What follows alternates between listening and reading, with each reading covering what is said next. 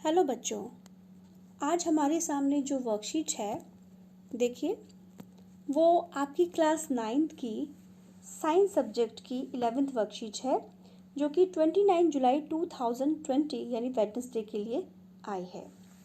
इसमें आज हम टॉपिक देखते हैं क्या है। आज का हमारा टॉपिक है परमाणु तथा अणु, जिसमें हम परमाणु और अणुओं के बीच में जो रासायनिक संयोजन के नियम हैं उनको जानेंगे। जिज्ञासा जानना चाहती है कि यौगिक और मिश्रण इन दोनों में क्या अंतर होता है।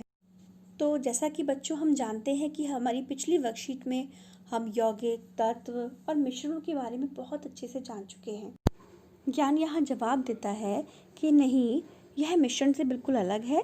जब तत्वों को आपस में एक निश्चित अनुपात में मिलाया जाता है और उनके बीच में एक रासायनिक अभिक्रिया होती है, तभी यौगिकों का निर्माण होता है।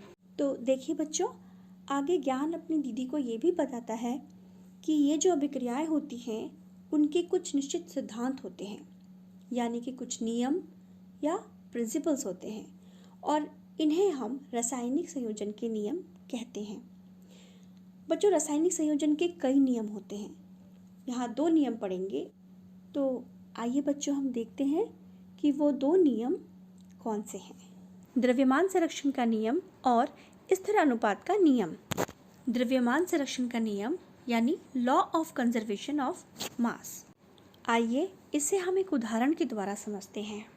यहाँ हम एक फ्लास्क लेते हैं जिसमें कि टेस्ट ट्यूब में कोई x विलयन 5 ग्राम लेंगे और फ्लास्क में कोई y विलयन 4 ग्राम लेंगे। हम देखते हैं कि जब हम दोनों विलयनों को मिला देते हैं तो जो भी प्रोडक्ट बनेगा उसका कुल मास इन दोनों के कुल योग के बराबर यानी कि 9 ग्राम होगा। हम देखते हैं कि अभिक्रिया से पहले और उसके बाद इसके द्रव्यमान में कोई भी अंतर नहीं आया। अतः हम कह सकते हैं कि रासायनिक अभिक्रिया में ना तो द्रव्यमान का सृजन होता है और ना ही उसका विनाश।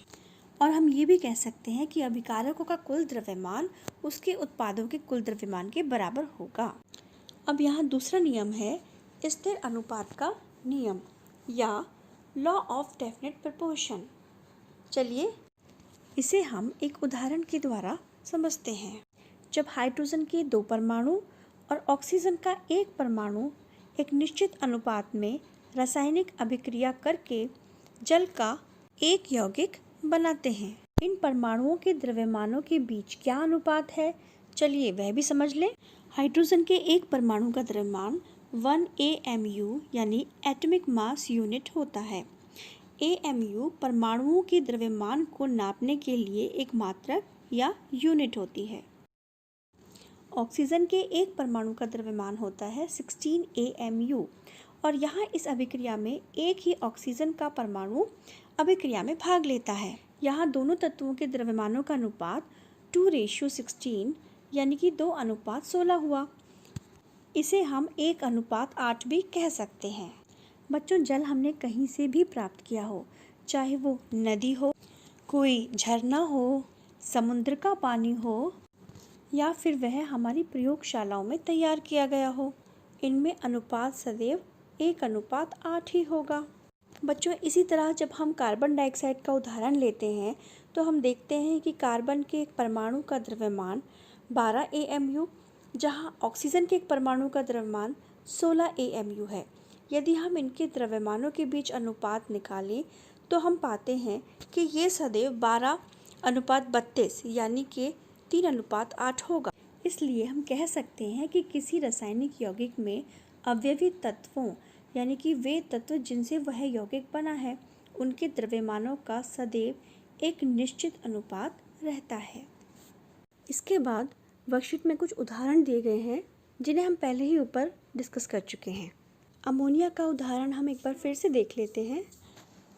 जल और कार्बन डाइऑक्साइड की तरह ही अमोनिया भी नाइट्रोजन और हाइड्रोजन के परमाणुओं से मिलकर बनता है, जहाँ पर कि इनके द्रव्यमानों में अनुपात 14:3 होता है। यहाँ अभिक्रिया से पहले द्रव्यमान 17 था, जो कि अभिक्रिया के बाद कुल द्रव्यमान यानी 14 + 3 17 ही है। हम यहाँ बता सकते हैं कि यहाँ रासायनिक अभिक्रिया में द्रव्यमान संरक्षण का नियम लागू हो रहा है। हाँ तो बच्चों, अब हम देख सकते हैं कि यहाँ पे कुछ बहुत ही आसान से सवाल दिए गए हैं, जो कि पहला है कि रासायनिक संयोजन के 2 नियम लिखिए। हमें बहुत अच्छे से पता है कि हमने इस वर्कशीट में आज कौन से 2 नियम समझे हैं, तो बस हमें उनके ही नाम लिखने हैं। दूसरा प्रश्न है, क्या 2 विभिन्न स्थानों से लिए गए शुद्ध जल की रासायनिक संरचना में कोई भिन्नता हो सकती है?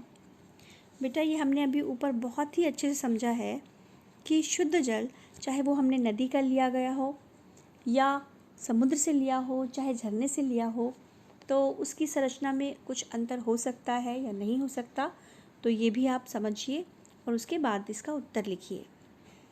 तीसरा प्रश्न है कि यदि 3 ग्राम कार्बन को 8 ग्राम ऑक्सीजन में जलाने यानी अभिक्रिया कराने पर 11 ग्राम कार्बन डाइऑक्साइड गैस बनती है, तो 12 ग्राम कार्बन को 32 ग्राम ऑक्सीजन में जलाने पर कितनी कार्बन डाइऑक्साइड गैस बनेगी?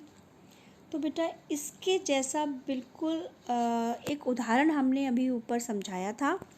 तो अगर मैं समझती हूँ आप ये लोग कर ही लेंगे, लेकिन अगर नहीं कर पाते हैं तो प्लीज़ दोबारा से उस उदाहरण को देखें, समझें और फिर इसको सॉल्व करें।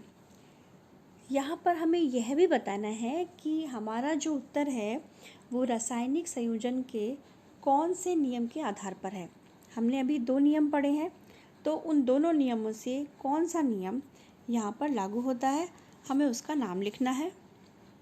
हमारा लास्ट क्वेश्चन है कि अमोनिया और कार्बन डाइऑक्साइड का निर्माण किन किन तत्वों से होता है।